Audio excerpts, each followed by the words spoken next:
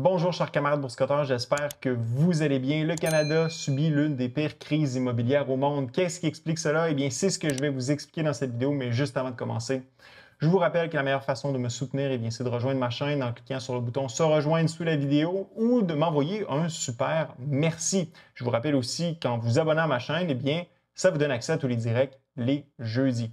Alors, le rêve de devenir propriétaire au Canada est en train de s'envoler, tout comme les prix de l'immobilier pour plusieurs personnes de ma génération et de ceux en dessous. En effet, au Canada, on retrouve deux des pires bulles immobilières au monde. La première, ou la pire bulle immobilière au monde, étant celle de Toronto, suivie de près par Vancouver. En fait, les prix immobiliers au pays ne cessent d'augmenter, malgré le petit recul qu'on a connu récemment dû à l'effet du resserrement de la politique monétaire. En 2021, les prix de l'immobilier ont augmenté à un rythme annualisé de 26 et l'effet se voit sur ce graphique. En fait, sur ce graphique, on voit deux points d'inflexion, l'un après la grande crise financière de 2008 et un autre en 2015, où à partir de 2015, les prix ont essentiellement doublé.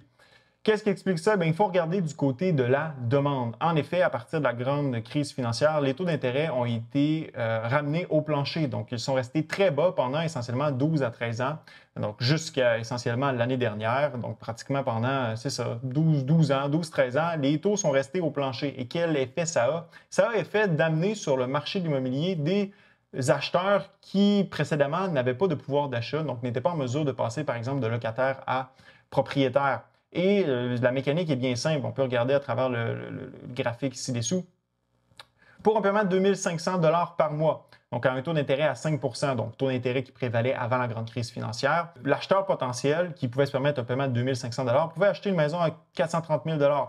Lorsque les taux ont été ramenés à 1 ou même 0, donc cet acheteur pouvait maintenant s'acheter une maison à 750 000 $. Donc, comme je le mentionnais, le locataire qui n'avait pas les moyens de s'acheter une maison avec des taux d'intérêt à 0 a pu entrer sur le marché de l'habitation, ce qui a fait augmenter les prix de façon généralisée.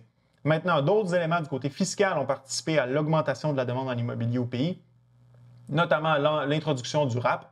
Bien sûr, c'est un élément qui est peut-être moins important que la politique monétaire, mais quand même, ça a une influence, donc il faut le mentionner. Donc le RAP, dont le retrait maximal permis a été augmenté au courant des années 2000, donc la dernière fois a été augmenté en 2019. Autre élément qui risque d'avoir une influence aussi sur la demande, le CELIAP qui a été introduit cette année, donc qui a été introduit par le gouvernement Trudeau, je pense qu'il y a un an, mais qui est en fonction depuis cette année, ce qui va avoir aussi un impact sur la demande immobilière.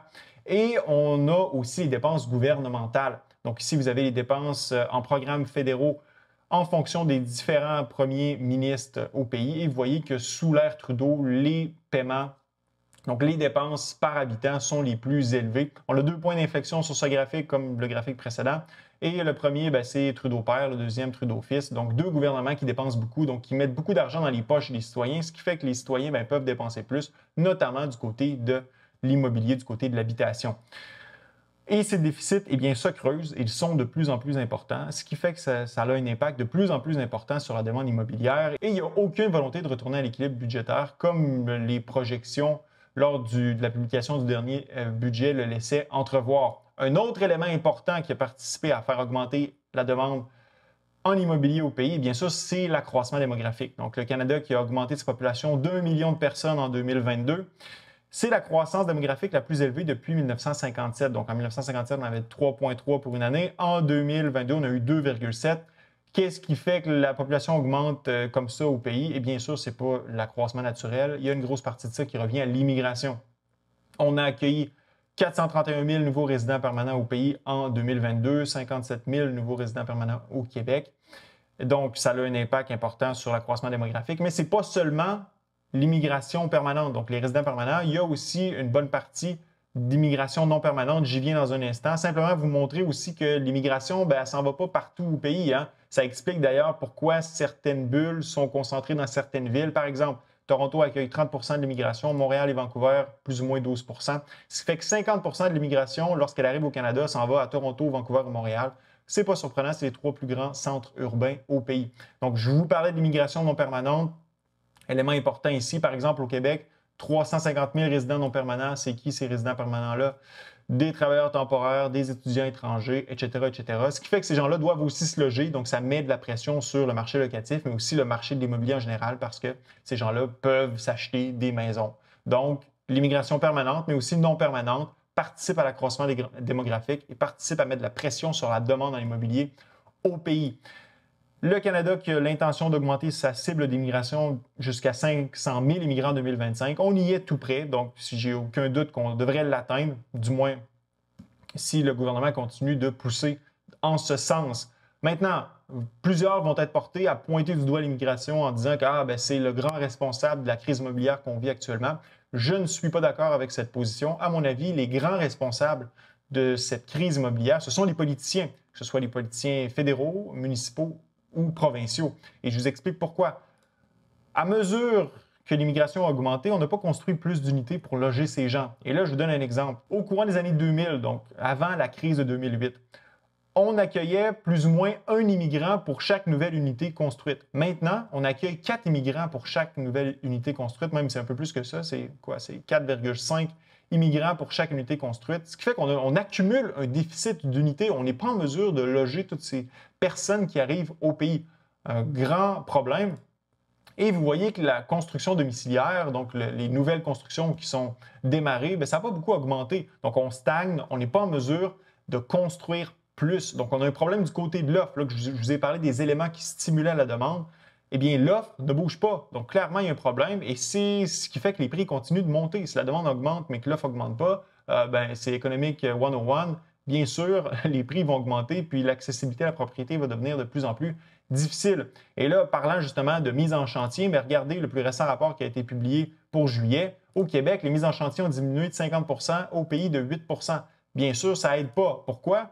Parce qu'avec le resserrement de la politique monétaire, c'est beaucoup plus difficile pour les constructeurs de financer les constructions et pour les acheteurs d'acheter, parce qu'avec des taux à 5, 6, 7 disons que le bassin d'acheteurs est passablement réduit sur le marché de la vente immobilière. Maintenant, le problème, c'est que même si on continue sur cette tendance à construire 200, 300 000 nouvelles habitations par année, on va avoir un gros déficit, un gros manque à gagner. La SCHL qui nous dit que d'ici 2030, malgré les constructions qui se font année après année, on va manquer 3,5 millions de logements. Donc, clairement, ça prend un coup de barre. Il faut absolument mousser la construction domiciliaire au Canada. Et là, ça se passe du côté des politiciens. Pourquoi? Parce que ce sont les principaux responsables du ralentissement de la construction domiciliaire. C'est eux qui mettent des bâtons dans les roues des constructeurs. Et là, ici, vous le voyez, la SCHL qui nous écrit un rapport qui dit qu'il y a un lien direct entre les délais d'approbation pour les nouvelles constructions et la diminution de l'abordabilité du logement. C'est bien sûr, si on construit moins d'habitations ou on les construit plus lentement, donc il y en a moins qui devraient en avoir sur le marché, puis que la demande, elle, continue d'augmenter à cause de la politique monétaire, à cause de la politique fiscale, à cause de la demande due à l'immigration, les prix montent, c'est sûr.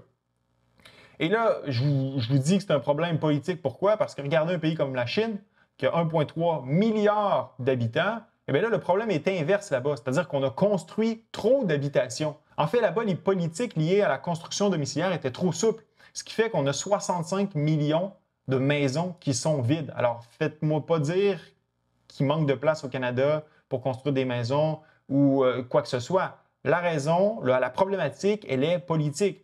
Et j'ai peu confiance dans les politiciens pour que ce problème-là soit résolu et je vous explique pourquoi. D'abord, on ne comprend absolument pas le problème et deuxièmement, on n'a aucun incitatif à le régler. Donc, voici ici le nouveau le nouveau ministre de l'habitation au fédéral qui a été nommé il n'y a pas si longtemps, donc il s'appelle Sean Fraser. Puis voici ce qu'il a dit en interview à Bloomberg. Notre but n'est pas de faire baisser la valeur des maisons. Notre but, c'est de s'assurer qu'il y a plus d'unités à un prix plus abordable pour que les gens puissent acheter des maisons. Bon, premièrement, ce gars-là ne comprend pas l'offre et la demande. Bien sûr, si tu augmentes l'offre d'unités sur le marché, tu vas faire baisser les prix et c'est comme ça qu'on obtient l'abordabilité. Et deuxièmement, clairement, il nous dit ici qu'il n'y a pas l'intention de régler le problème parce qu'il ne veut pas que les prix baissent. Pourquoi le ministre de l'Habitation ne veut pas que les prix baissent? Regardez ce qui se passe au Canada avec les taux d'intérêt qui sont restés au plancher pendant très longtemps. Les ménages canadiens sont parmi les plus endettés au monde et en fait sont les plus endettés dans le G7. Donc, pour chaque dollar de revenu, on a 1,87 $ de dette et cette dette-là, elle est attachée bien évidemment à la valeur de leur maison. Alors, qu'est-ce qui se passe si la valeur des maisons est réduite parce qu'on se met à construire? Ben là, on pourrait se ramasser avec beaucoup de ménages canadiens qui sont insolvables parce que la valeur de leur propriété baisse et la dette relative à la valeur de la propriété commence à monter. Alors là, ça créerait un gros problème, un problème que ne veulent pas avoir sur la table les politiciens.